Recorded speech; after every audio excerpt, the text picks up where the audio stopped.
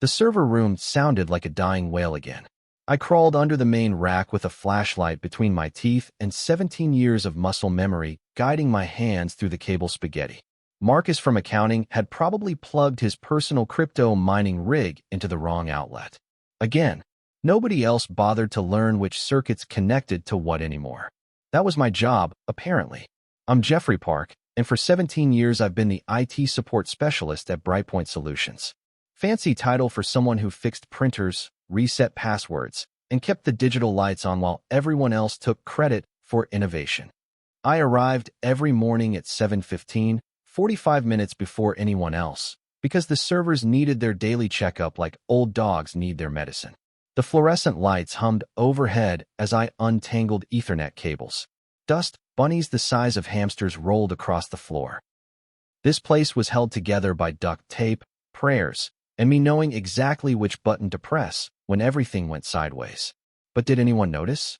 Of course not. Marcus poked his head in. "Hey Jeff, the Wi-Fi's acting weird again. Third time this week." I muttered, pulling myself out from under the rack. "What did you plug in now?" He shrugged and wandered off. Typical. I sighed and grabbed my tool bag. Just another Tuesday in paradise. The morning started normally enough.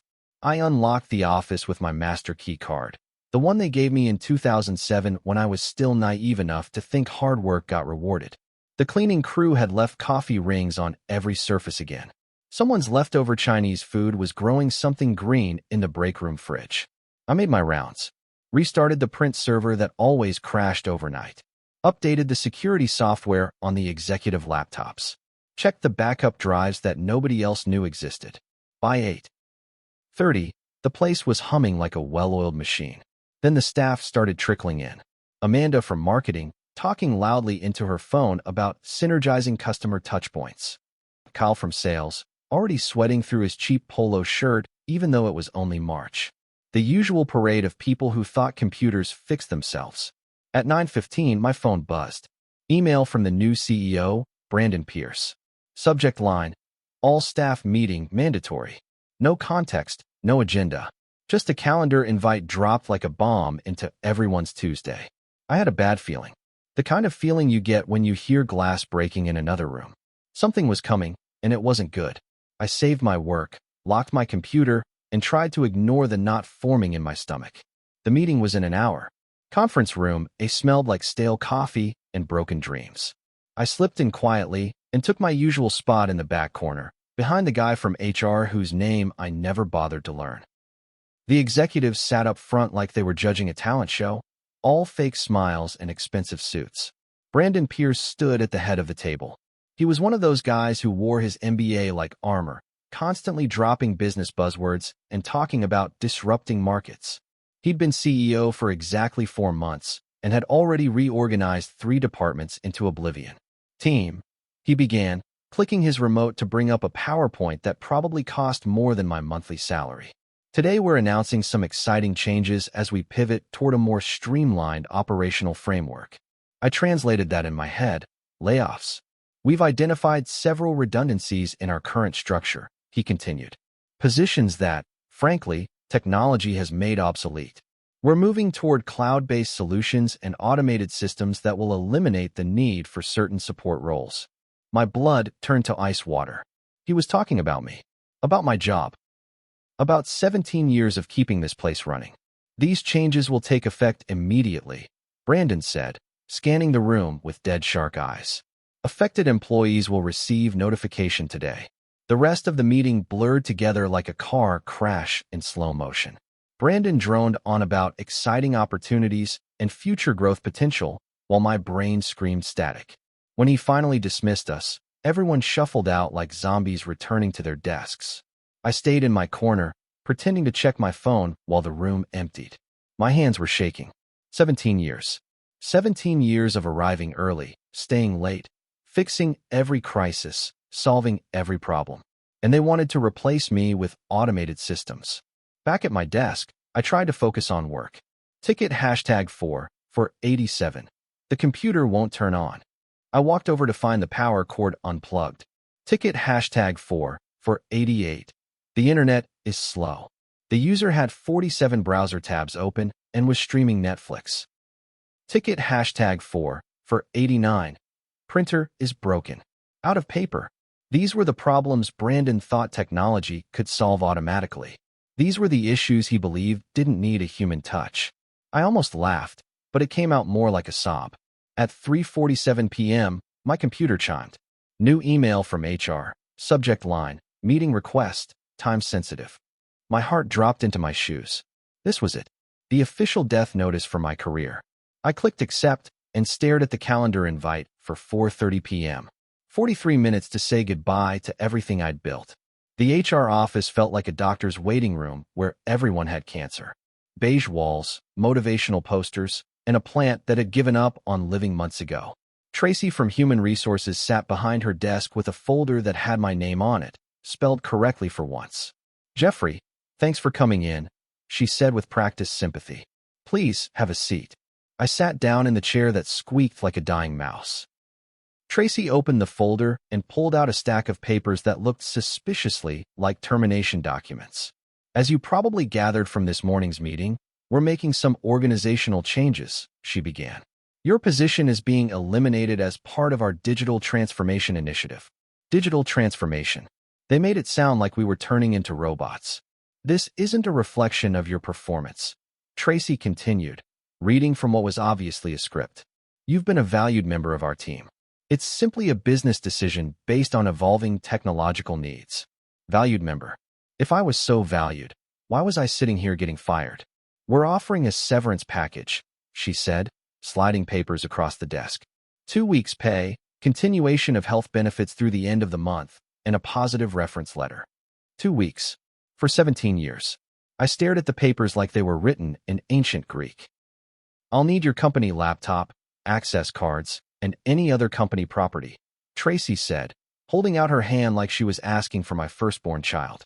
I reached into my bag and pulled out my laptop. The same laptop I'd used to rebuild their entire network after the ransomware attack in 2019. The laptop that contained 17 years of passwords, documentation, and system knowledge that existed nowhere else. Next came my ID badge. The one with my photo from 2007, back when I thought this job had a future. Then my building access card, my parking pass, and finally, the master key card that unlocked every server room, supply closet, and maintenance area in the building. That should be everything, I said, placing the items on her desk like I was surrendering weapons after a war. Tracy nodded and made check marks on her list. Security will escort you out. Standard procedure, nothing personal. Nothing personal. Just like firing someone after 17 years of loyalty was nothing personal. A security guard appeared in the doorway. I recognized him. Mike, the weekend guy who sometimes asked me to help reset his time card system. He looked embarrassed. Ready, Mississippi Park? He asked quietly. I stood up, grabbed my personal items from the desk, and followed him toward the exit. Past the break room, where I'd eaten lunch alone for 17 years. Past the server room, where I'd performed miracles. Past my desk, which already looked abandoned. The parking lot felt like the surface of Mars. Cold, empty, hostile to human life. I sat in my car for 20 minutes, staring at the building where I'd spent more time than my own home. The windows reflected the afternoon sun like dead eyes. My phone buzzed. Text from Marcus in accounting. Heard what happened. That sucks. Drinks tonight. Then another from Cindy in customer service. Can't believe they let you go. You kept this place running. More messages trickled in from coworkers who suddenly realized what they'd lost. But where were these people when I needed support? Where were they when Brandon was looking for cuts? I started the car and drove home through rush hour traffic that moved like molasses. The radio played cheerful pop songs that made me want to throw the stereo out the window. Everyone else was heading home from jobs they still had. My apartment felt smaller when I walked in. 1 bedroom, kitchen that barely fit 2 people, walls covered with pictures of a life that suddenly felt meaningless. I dropped my box of desk junk on the counter and opened a beer. That's when I remembered something that made me stop mid-sip. Something important. Something Brandon and his digital transformation team had overlooked in their rush to modernize everything. The backup systems. The ones only I knew how to access. I walked to my home office and powered up my personal laptop. My fingers hesitated over the keyboard. What I was thinking about doing could get me in serious legal trouble. But then I thought about Brandon's smug face, about Tracy's fake sympathy, About 17 years of being taken for granted. The company's backup system was my baby. I designed it in 2015 after a server crash almost destroyed 5 years of client data. While everyone else was panicking, I'd quietly built a redundant backup network that saved everything automatically. Database files, client records, financial data, project archives, everything. But here's the thing about backup systems. They're only as good as the person who maintains them. And that person was me. The account credentials, the access protocols, the maintenance schedules, it was all in my head or on my personal documentation. When I handed over my laptop to Tracy, they got the basic company files. What they didn't get was access to the backup system architecture. That was stored on my personal drives and protected by encryption keys that only I knew. I opened my encrypted files and stared at 17 years of digital infrastructure knowledge. Server configurations, network maps, password databases, maintenance protocols. The complete blueprint of everything that kept Brightpoint running. They wanted to replace me with automation? Let's see how automated they could be without the keys to their own kingdom. My phone rang at 8:30 a.m. the next morning. Unknown number, but I recognized the area code, Brightpoint's office line. Jeffrey? This is Amanda from marketing. Thank God you answered. We have a massive problem. I almost smiled. What kind of problem? The customer database is down. Nobody can access client files. Cal can't pull up sales records. The whole CRM system just says server error when we try to log in. I sipped my coffee and looked out my kitchen window. Beautiful Thursday morning. Birds singing, sun shining, and Brightpoint's digital world falling apart without me. That sounds frustrating, I said. Have you tried turning it off and on again? Jeffrey, please. I know you're probably angry about yesterday, but we really need your help. Brandon said the new IT service can't get here until next week. Next week. They thought they could replace 17 years of experience with a service call scheduled for next week. I'm sorry, Amanda, but I don't work there anymore. Remember? I'm obsolete. Come on, don't be like that. We just need the backup access codes. You know, for the emergency system you set up? I knew this call would come. They were probably standing around the server room right now, staring at machines they couldn't fix, systems they couldn't access, wondering how they ever took me for granted. What backup system? I asked innocently. By noon, my phone had rung 12 times. Kyle from sales, Marcus from accounting, even Tracy from HR. They all wanted the same thing, access to the backup systems that were keeping their data hostage. The beautiful part was that technically, I wasn't doing anything wrong. I hadn't hacked their systems or stolen their data. I had simply built backup systems using my own resources and expertise, systems that they never bothered to understand or document. My doorbell rang at 2:15 p.m. Through the peephole, I saw Brandon Pierce standing on my porch in his expensive suit, looking like he'd swallowed a live wasp. I opened the door, but didn't invite him in. Jeffrey, he said, trying to look friendly. We need to talk. I'm sorry, do I know you? I thought I was obsolete. His jaw tightened. Look, I get it. You're upset about the layoff. But right now we have a crisis. The backup servers aren't responding, and we can't access critical business data. I crossed my arms. That sounds like a problem for your automated systems. Don't play games with me. Brandon snapped, dropping the fake friendly act. I know you built those backup systems. I need the access codes. What backup systems? You fired the IT person, remember? I'm just a redundant position that technology has made obsolete. Brandon's face turned red. I could have you arrested for sabotage. For what? Not working for free after you fired me? For not maintaining systems that you don't even know exist. Brandon stood on my porch for 5 more minutes, alternating between threats and desperate pleading. When he realized I wasn't budging, he stalked back to his BMW and peeled out of my driveway like a teenager having a tantrum. I closed the door and leaned against it, heart pounding. This was really happening. I was actually standing up to them. After 17 years of being walked on, I was finally pushing back. My laptop chimed with a new email. The subject line made me laugh out loud. Urgent, system administrator position available. Immediate start. They posted my job online. Same responsibilities, same requirements, but with a salary that was $20,000 higher than what they'd been paying me. Apparently, my skills weren't so obsolete after all. The phone rang again. This time it was a number I didn't recognize. Jeffrey Park? This is Tom Rodriguez from TechFlow Solutions. We're the IT service company that Brightpoint hired to replace their internal support. I'm calling because we're having some unusual access issues. This was getting interesting. What kind of issues? Well, we can see the primary servers, but there seem to be backup systems that we can't access. The client mentioned that their former IT person might have set up some kind of redundant network, but they don't have any documentation. That sounds complicated, I said. What do you need from me? Would you be available for a consulting contract? We'd pay your standard rate plus a premium for emergency service. Standard rate plus premium. They had no idea what my rate was about to become. I quoted Tom a consulting fee that was exactly 10 times my old hourly wage. To my amazement, he didn't even hesitate. That's fine. When can you start? I'll need the contract terms in writing first, I said, channeling every business movie I'd ever seen. Plus payment up front for the first day. Absolutely. I'll have our legal team draw up an agreement this afternoon. After I hung up, I sat in my kitchen grinning like a fool. They were going to pay me 10 times my old salary to fix the problems they created by firing me. The irony was so perfect it hurt. But I wasn't done yet. If Brandon wanted to play hardball, I'd show him what 17 years of system knowledge could really do. I opened my laptop and accessed the backup network remotely.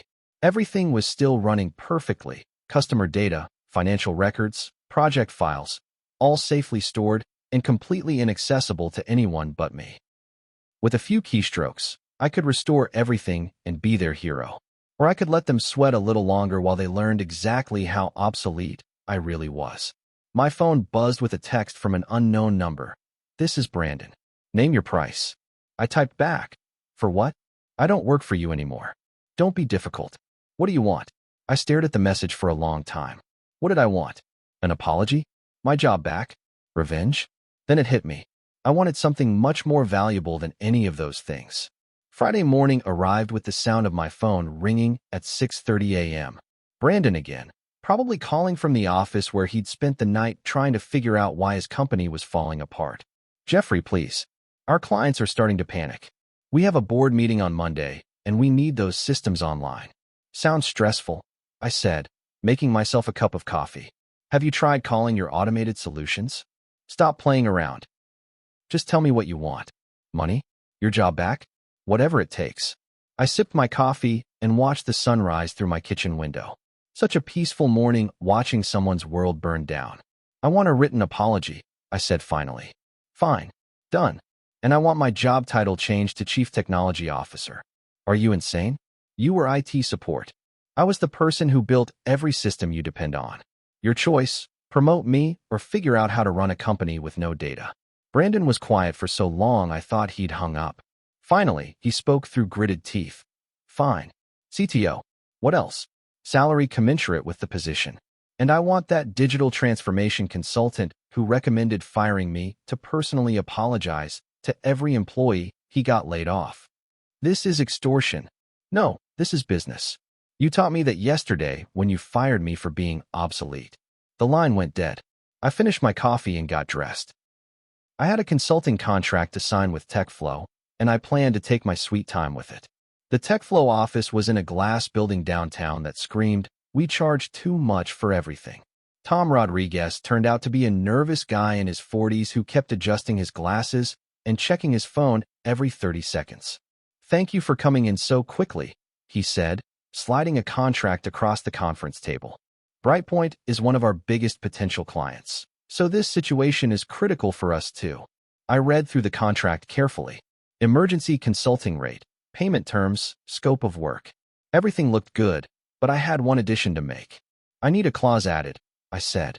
If the client attempts to terminate the consulting relationship before the work is complete, the full contract amount becomes due immediately. Tom blinked. That's unusual, but given the circumstances. He made a note. I'll have to legally add that provision. While we waited for the contract revision, Tom filled me in on what they discovered. We can access their primary servers, but there's clearly a secondary network that's handling critical operations. Without access to that system, they're basically flying blind. Sounds complicated, I said, trying to look sympathetic. The strangest part is that their former IT person, you, apparently built this backup system without any documentation. It's like she created a parallel digital infrastructure that nobody else knew existed. If only he knew he was talking to that person. Well, I said, some people are just better at their jobs than others realize. The contract was signed by 2 p.m. Tom handed me a check for the first day's payment, more money than I'd made in a month at Brightpoint. The irony wasn't lost on me that they were now paying a third-party company to pay me to fix their mistake. When can you start? Tom asked. I'll need to do some research first, I said. This kind of backup system architecture is pretty specialized. Give me the weekend to review their setup, and I'll have an assessment Monday morning. Tom looked relieved. Perfect. The client will be thrilled. I drove home with the check in my pocket and a plan forming in my head. Monday would be interesting, but first I had some calls to make. My phone had 17 missed calls from Brightpoint numbers. Employees were starting to panic as they realized how much of their daily work depended on systems that were now inaccessible. Customer service couldn't pull up account histories. Sales couldn't access client contact information. Accounting couldn't run financial reports. The beautiful part was that this wasn't a malicious attack or a system failure. It was simply the natural consequence of firing the person who held everything together. I hadn't sabotaged anything. I just wasn't there to maintain it anymore. I called my old coworker Marcus, who picked up on the first ring. Jeff, thank God. Are you coming back? This place is insane. What's happening over there? Total chaos. Brandon's been locked in his office all day screaming into his phone. Half the sales team can't do their jobs. And get this, they posted your position online for $60,000 more than they were paying you. $60,000 more. They'd rather pay a stranger more money than treat me fairly. Saturday passed quietly while Brightpoint burned. I spent the day organizing my documentation and preparing for Monday's performance. I had 17 years of system knowledge to leverage, and I planned to use every bit of it. Sunday morning brought another visit from Brandon. This time he looked like he hadn't slept in days.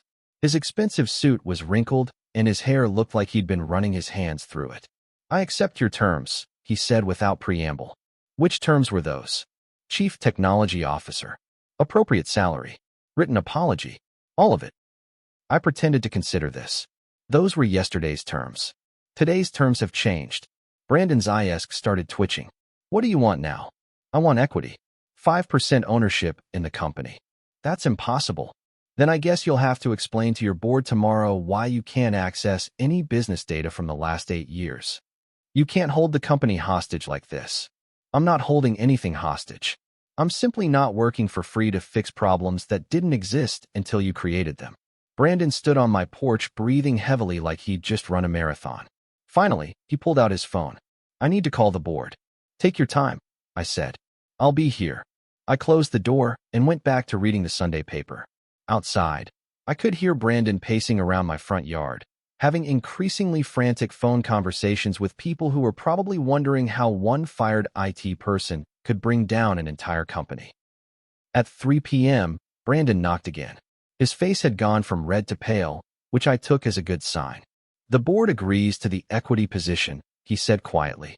5% ownership, CTO title, market rate salary for the position. And the apology? Written and signed. I'll email it to all the staff tomorrow. I nodded. Good. I'll see you Tuesday morning. Tuesday? What about Monday? We have the board meeting. Monday, I'm fulfilling my consulting contract with TechFlow. Tuesday, I start as your Chief Technology Officer. Brandon's mouth opened and closed like a fish out of water. You can't be serious. Completely serious. You hired TechFlow to fix your problem, and I'm TechFlow's consultant. I always finish what I start. This is insane. This is business, Brandon. You should understand that. I watched him drive away, phone pressed to his ear, probably explaining to someone how his brilliant cost-cutting measure had just cost them 5% of their company.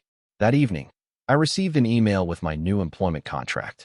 Chief Technology Officer, base salary of $120,000 plus equity, full benefits, and authority over all technology decisions. It was more money than I'd ever imagined making. I also received the written apology Brandon had promised. It was brief and clearly painful for him to write, but it was there in black and white, an acknowledgement that my termination had been an error in judgment and that my contributions to the company had been undervalued. Too little, too late for my feelings, but perfect for my leverage. Monday morning, I walked into the Tech Flow office wearing my best business outfit. Tom Rodriguez was waiting with a laptop bag and a look of desperate hope. "Thank God you're here," he said. "The client has been calling every hour.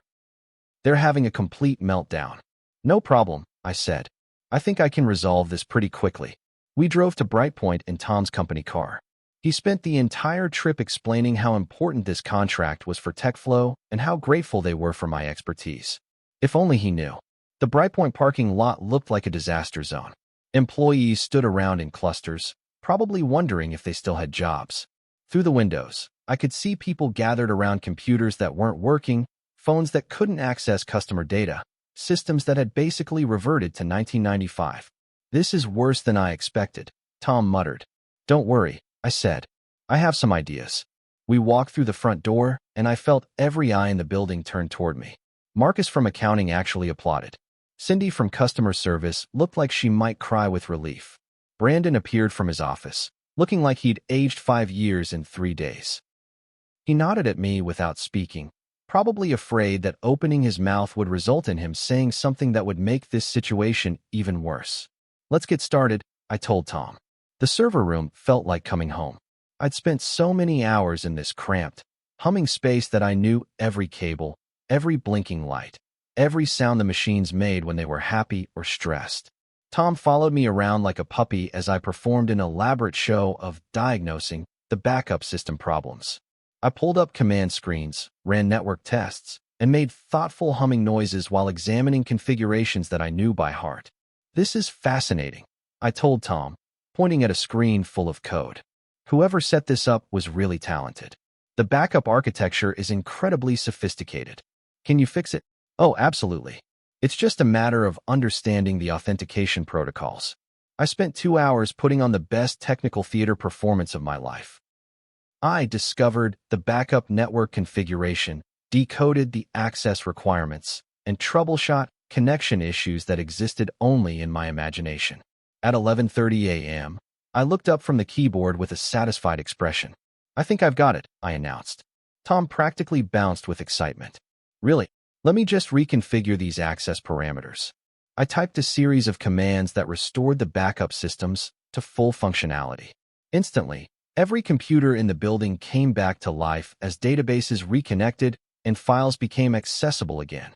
The cheer that went up from the main office was audible even in the server room. "You're amazing," Tom said.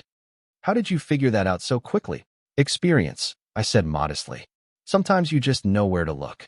The rest of Monday was a victory lap. Tom was thrilled with my performance and immediately wanted to discuss more consulting contracts. The Brightpoint employees treated me like a returning war hero. Even Brandon managed to shake my hand and mutter something that might have been thanks. But the best part was watching everyone slowly realize what had just happened. They'd fired their IT support specialist on Wednesday, spent 4 days in digital hell, hired an expensive consulting firm to fix their problems, and ended up paying me 10 times my old wage to restore systems that I'd built in the first place. Marcus cornered me by the coffee machine. "So you're really coming back tomorrow as CTO?" "That's the plan." "This whole thing was brilliant," he said quietly. "They had no idea what they were giving up when they let you go." "No," I agreed. "They really didn't." At 5 p.m., Tom and I wrapped up the consulting contract. The TechFlow payment would hit my account within 24 hours, a nice bonus on top of my new CTO salary. "Will you be available for future projects?" Tom asked hopefully. "I'm starting a new position tomorrow, but I'll definitely keep your company in mind for overflow work." I shook his hand and watched him drive away, probably planning to build his next marketing campaign around the miracle recovery he'd just witnessed. Tuesday morning would bring a new chapter. Chief Technology Officer Jeffrey Park, reporting for duty to fix the mess that firing Jeffrey Park had created. The irony was so perfect it almost hurt. Tuesday arrived with the kind of crisp morning clarity that makes everything seem possible. I walked into Brightpoint wearing a new suit and carrying myself differently. Yesterday, I'd been a consultant to solve their crisis. Today, I was a company officer with actual authority. Brandon was waiting in the lobby, looking like a man who'd swallowed his pride and found it tasted like broken glass. "Welcome back," he said, extending his hand. "I hope we can put this whole situation behind us." I shook his hand firmly. "I'm looking forward to working together, Brandon." As equals this time. He winced at that, but nodded. Your office is ready. Corner suite on the third floor, next to mine. Corner suite. For 17 years, I'd worked out of a converted storage closet next to the server room. Now I had windows, actual furniture, and a nameplate that read, Jeffrey Park, Chief Technology Officer.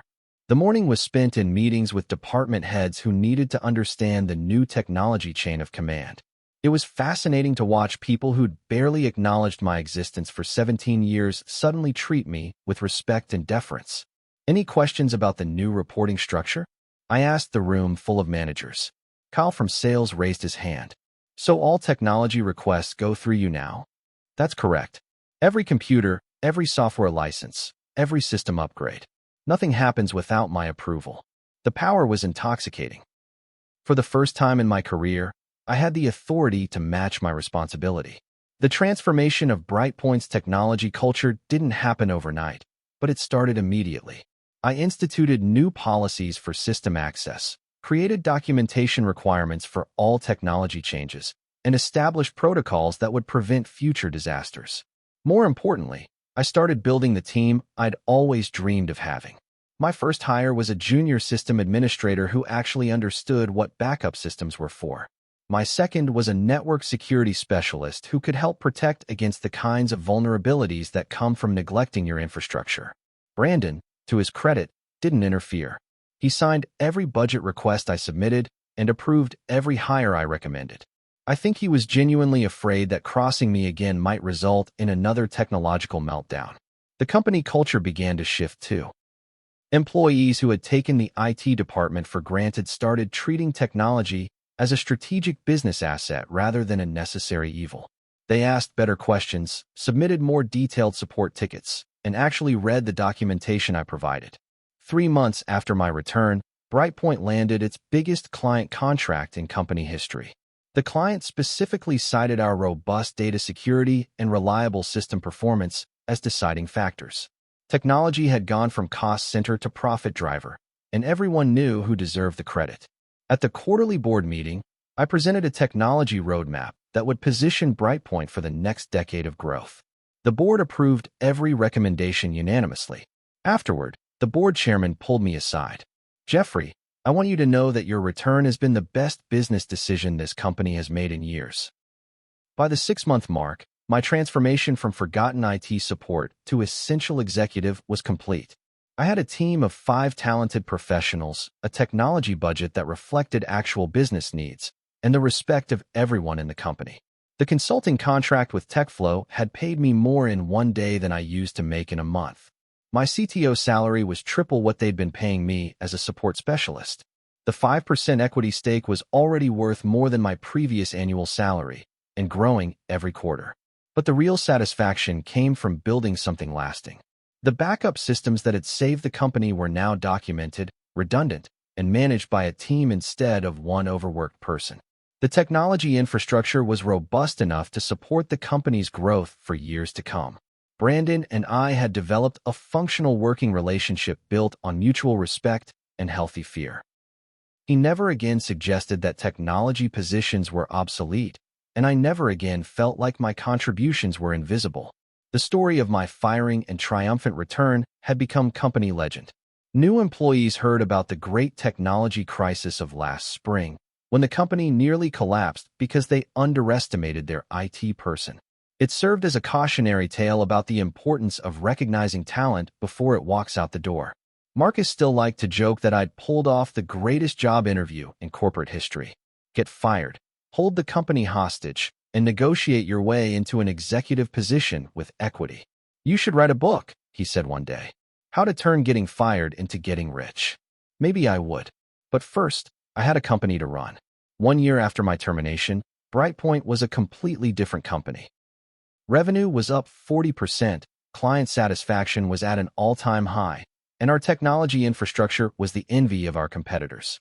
I'd been invited to speak at industry conferences about digital transformation and strategic technology leadership. The irony wasn't lost on anyone who knew the real story. The woman who'd been fired for being obsolete was now teaching other companies how to modernize their operations. My team had grown to 12 people across multiple specializations. We had developers, security experts, data analysts, and project managers. The converted storage closet where I used to work alone had been transformed into a modern technology center with collaborative workspaces and state-of-the-art equipment.